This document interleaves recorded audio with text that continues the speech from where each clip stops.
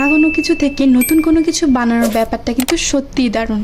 আজ এই ভাঙা কাচের টুকরোগুলো দিয়ে বানাবো বাটারফ্লাই মিরর। তবে আমি আয়নাটা নিয়েছিলাম এর উপর কিছু ফ্লাওয়ার পেন্টিং করব বলে, তবে কোনোভাবে হাত থেকে পড়ে এই আয়নাটা ভেঙে যায়। অ্যাজ এ ক্রাফটার ভাঙা কোনো কিছু থেকে নতুন কোনো কিছু তৈরি করা তো আমাদেরই কাজ, তাই আর দেরি না করে বসে পড়লাম একটা বাটারফ্লাই মিরর বানাবো বলে। তাই প্রথমেই শক্ত একটা কাগজের উপর বাটারফ্লাইটা স্কেচ করে নিয়েছি। এরপর সেই বাটারফ্লাই শেপ অনুযায়ী মিররগুলো বসাবো। তোমরা জানতে চেয়েছিলে এই মিররগুলো আমি কিভাবে সাইজ করে কেটেছি। না, একদমই না, কোনো সাইজ করে কাটিনি, এগুলো র্যান্ডমলি ভাঙা। এর মধ্যে থেকে কিছু কিছু কাজ বেছে বেছে নিয়ে আমি সাইজ অনুযায়ী এর উপর বসিয়েছি। এন্ড অবশ্যই এ ধরনের কাজ করার সময় তোমরা হাতে গ্লাভস ইউজ করবে, নয়তো বাই চান্স এটা হাতে লেগে কেটে যেতে পারে। এরপর একটা চিমটা দিয়ে আমি ছোট্ট ছোট্ট মিররগুলো বসিয়েছি। মিররগুলো বসানোর পর এর উপর আমি একটু জড়ি ছিটিয়ে দিব যেন এটা একটু গ্লেজ দেয়। এরপর এই কাচের প্রজাপতিটাকে আমি ফ্রেমে বন্দি করব।